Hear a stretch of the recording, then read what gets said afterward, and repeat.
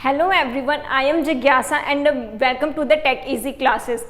हमने बहुत सारे टॉपिक्स जो सर्वे के हैं उन पर हम लोगों ने डिस्कस कर लिया है। आज हम जिस टॉपिक पर डिस्कस करेंगे वो है कंटूर्स। अभी कंटूर्स पर हम 2-3 वीडियोस बनाएंगे जिसके अंदर कंटूर से रिलेटेड क्वेश्चन होंगे। आज जो है वो हम बात करेंगे कैरेक्टरिस्टिक्स ऑफ कंटूर्स। कंटूर्स क्या होते हैं, उनकी प्रॉपर्टीज़ क्या होती है, हिल्स वैली वगैरह में कंटूर्स की शेप क्या होती है, कंटूर लाइन्स, कंटूर इंटरवल्स, उन सारे टॉपिक पर हमारे क्वेश्चंस बेस्ड है। ये जितने भी क्वेश्चंस हम कर रहे हैं, अगर आपको इनकी पीडीएफ चाहिए तो ये सारी पीडीएफ हमारे टेलीग्राम चैनल पर अवेलेबल है, तो आप टेलीग्राम चैनल पर जाकर उन्हें डाउनलोड कर सकते हैं। तो चलिए स्टार्ट करते हैं फर्स्ट क्वेश्चन से। फर्स्ट क्वेश्चन है हमारे पास, two contour lines of different elevation unite to form one line only in the case of. सबसे पहली चीज जो होती है, जो हमारी टू कंटूर लाइन्स होती है, they never intersect each other. ठीक है, वो कभी एक पॉइंट पर नहीं मिलेगी। They never intersect each other. ठीक है, वो क्यों कभी इंटरसेक्ट नहीं करेगी? क्योंकि हम कंटूर्स होते क्या है, जब हम डिफरेंट एलिवेशंस को एक पेपर पर हम जब उसको शो करते हैं, रिप्रेजेंट करते हैं, उसको हम बोलते हैं कंटूर। जैसे ये हमारी कोई हील है, ठीक है, ये अलग अलग एलिवेशंस है इसके, ये अलग अलग एलिवेशंस को हम जब पेपर पर सॉल्व करते हैं इसको हम बोलते हैं कंटूर। ये जो हमारी लाइंस होती है इसको हम क्या बोलते हैं? कंटूर लाइंस बोलते हैं। इनको क्या बोलते हैं? Contour lines. इधर हमारी 100 है, 90 है, 80 है। अगर सपोज ये लाइंस मिल गई, ऐसे होकर ऐसे मिल गई, तो इसका मतलब क्या हुआ? एक ही पॉइंट पर दो एलिवेशन है, यहाँ पर 100, यहाँ पर 90। क्या एक ही पॉइंट पर दो हाइट्स हो सकती, दो एलिवेशन हो सकते? नहीं हो सकते। तो जो हमारी टू कंटूर लाइन्स है वो क्या होती? कभी इंटरसेक्ट नहीं करती है। अभी पर हमारे पास एक स्पेशल केस है वर्टिकल ओवरहैंगिंग क्लिफ का। ओवरहैंगिंग क्लिफ क्या होती है?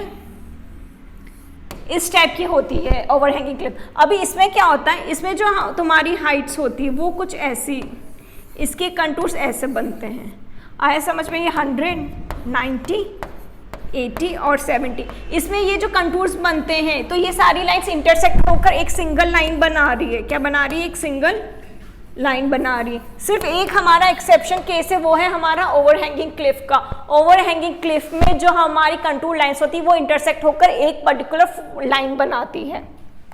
नेक्स्ट क्वेश्चन है, two contour lines of different elevation can not cross each other. Obvious सी बात है, अलग अलग एलिवेशंस की बात कर रहे हैं तो वो इंटरसेक्ट नहीं करेगी, क्योंकि अगर वो इंटरसेक्ट करती है तो हमारे एक ही पॉइंट पर अलग अलग एलिवेशंस हो जाएंगे, जो कि पॉसिबल नहीं है। कि हमारी हाइट यहाँ पर 100 है, यहाँ पर हमने कंटूर बनाया, कंटूर लाइंस बनाए 100 की। अभी यहाँ पर 100 और 90 तो हो नहीं सकता ना, तो it should not intersect with each other. तो हमारा बी करेक्ट हो जाएगा, false. In which of the following cases contour lines of different elevation can intersect. किसमें? एक तो हमें चलो 4 तो पता ही है कि ओवरहैंगिंग क्लिफ में तो होता ही है। दूसरा हमारे केव्स में भी होता है, जो हमारी गुफा होती है ना उसमें भी यही होता है। तो हमारा ऑप्शन नंबर डी करेक्ट हो जाएगा, 1 और 4। Contour lines close each other close together indicate dash slope. अभी हमारे कंटूर लाइन्स बहुत पास में है, तो इसका मतलब क्या हो जाता है? जब बहुत पास में है तो हमारी स्लोप क्या है? स्टीप स्लोप है, मतलब बहुत ज्यादा ढलान है। ढलान कैसे बनाते हैं? हम ऐसे बनाते हैं ढलान। तो ये जब बहुत ज्यादा स्टीप है तो हर एक पॉइंट पर अलग अलग एलिवेशन होगा, अलग अलग एलिवेशन होगा, तो हमारी कंटूर लाइन्स में क्या होगी? पास में होगी। यही अगर हमारी कंटूर लाइन्स दूर है, फार अवे है, फार अवे होता है, तो उस टाइम पर जो हमारा स्लोप होता है वो कौन सा होता है? जेंटल स्लोप होता है। कौन सा स्लोप होता है? जेंटल स्लोप होता है। तो अगर कंटूर लाइन्स हमारी पास में तो स्टीप स्लोप है, ढलान वाला है, और अगर हमारी कंटूर लाइन्स दूर है मतलब थोड़ा जेंटल स्लोप है, मतलब धीरे करके एलिवेशन बढ़ रहा है, तो ऑप्शन नंबर ए हो जाएगा हमारे steep slope. A series of straight parallel and equally spaced contour. अभी बात करें कि एक स्ट्रेट कंटूर लाइन है, तो स्ट्रेट कहां पर होता है? जब हमारा एरिया क्या होता है? प्लेन सरफेस होता है। क्या होता है? प्लेन सरफेस में जो हमारी लाइंस होती है, कंटूर लाइंस, वो क्या होती है? यूनिफॉर्मली डिस्ट्रीब्यूट होती है, क्योंकि उसमें अलग अलग से एलिवेशंस होते नहीं और इतना ज्यादा वेरिएशन भी नहीं आता है। A contour passing through any point is parallel to the line of steepest slope at that point. नहीं, जो हमारी कंटूर लाइन होती है वो क्या होती है, हमेशा परपेंडिकुलर होती है। ये है हमारा स्लोप है, तो ये स्लोप के कौन सी डिग्री पर है, 90 डिग्री पर हम कंटूर लाइंस बना रहे हैं ना, तो 90 डिग्री मतलब परपेंडिकुलर होती है स्टीपेस्ट स्लोप के, तो हमारा ऑप्शन नंबर बी करेक्ट हो जाएगा, false. A close contour line with one or more higher ones inside to represent. अभी ये बोल रहा एक से ज्यादा कंटूर लाइंस है, ठीक है, एक से ज्यादा कंटूर लाइंस है, और जो हाईएस्ट उसकी वैल्यू है, सपोज हमारे पास एलिवेशन है 70, 80, 90 और 100, तो हमारा जो सबसे हाईएस्ट वाला वो किस साइड है, इनसाइड में है, ठीक है। तो इधर 100, 90, 80 और 70, ये किसके केस में होता है, ये हमारा हील्स के केस में होता है। किसके केस में होता है, हील्स के केस में। और अगर हम रिवर की बात करते हैं ना, रिवर में क्या होता है, रिवर में जो हमारा हाईएस्ट एलिवेशन होता है वो कहाँ पर होता है, बाहर की साइड होता है। डायग्राम तो ऐसे ही बनेगा, पर जो वैल्यूज हो जाएगी, जैसे 70 है, इधर क्या आ जाएगा 100, 90, 80 और 70, ठीक है। रिवर और हिल्स के केस में उल्टा होता है। हिल में जो हाईएस्ट हमारा एलिवेशन होता है वो हम कहाँ बताते हैं, अंदर ही अंदर, और रिवर में जो हमारा हाईएस्ट एलिवेशन होता है वो हम कहाँ बताते हैं, आउटर एरिया में। तो हमारा ऑप्शन क्या हो जाएगा, ए, हिल। Two contour lines having the same elevation cannot unite and continue as one line. अगर दो कंटूर लाइन में सेम एलिवेशन है तो वो यूनाइट नहीं करके एक पर्टिकुलर लाइन बनाएगी। ये हमने अभी पढ़ा था। किसके केस में होता है ये, ओवरहैंगिंग क्लिफ और केव्स के केस में। A simple contour line can split into two in case of change in elevation. अगर हमारी एक सिंगल कंटूर लाइन है, क्या वो दो पार्ट में डिवाइड कर सकते हैं, हाँ। जब हमारा रिज या वैली का केस आता है तो इधर सेम है और इधर सेम है, उसमें कंटूर्स हमारे कुछ इस टाइप के बने, तो इसमें हम क्या करते हैं, उसको 2 इक्वल पार्ट्स में डिवाइड कर देते हैं, तो हमारा ऑप्शन नंबर आ जाएगा A, true. A contour line must close upon itself. एक कंटूर लाइन हमेशा एक क्लोज्ड लूप होना चाहिए, बिल्कुल ट्रू है। Contour lines cross a watershed or ridge line, वो उसका क्या होता है, 90 डिग्री पर हमेशा क्रॉस होती है। किस पर होती है, 90 डिग्री पर। अभी वाटरशेड की बात करते हैं ना, तो वाटरशेड का जो हमारा शेप होता है वो कुछ ऐसा होता है, ठीक है। रिज लाइन में कैसा होता है, ऐसा होता है, इसको हम बोलते हैं रिज लाइन या फिर वाटरशेड।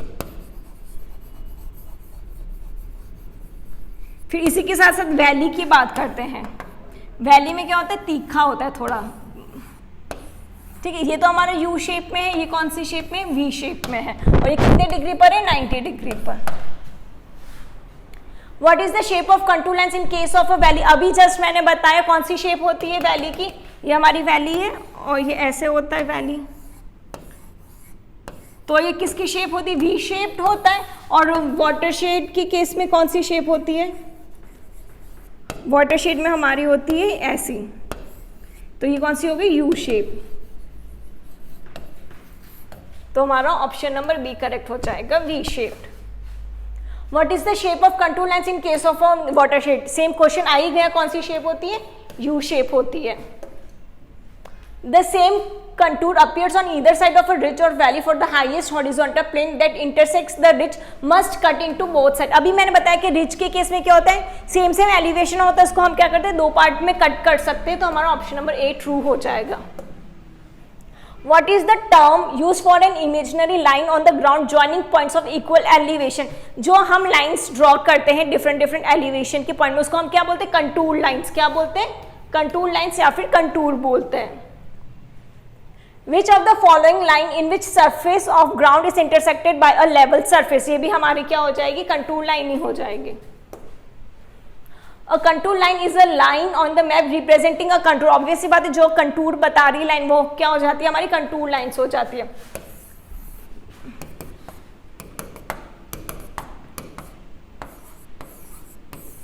ये पूरी शेप तो क्या हो गई हमारी, ये पूरा क्या हो गया, कंटूर हो गया, ठीक है। और ये जो लाइंस हो गई इनको हम क्या बोलते हैं, कंटूर लाइंस, ठीक है। Which of the following is not used to represent the relative altitudes of the point. अभी कंटूर बनाने, एक तो कंटूर लाइंस हम यूज में लेते हैं, एक हैशर्ट्स यूज में लेते हैं और शेडिंग यूज में। लेवल लाइन हम यूज में नहीं लेते हैं, ठीक है, लेवल लाइन को यूज में। और इन तीनों में से सबसे ज्यादा प्रॉपर कौन सा है? कंटूर, सबसे ज्यादा यूज में और प्रॉपर, सबसे ज्यादा प्रॉपरली यूज्ड कौन सा है? कंटूर लाइंस को हम यूज में लेते हैं। विच of the following indicates the elevation directly. कौन सी ऐसी चीज है जिससे हमें डायरेक्ट एलिवेशंस पता चल जाते? कंटूर से पता चलते।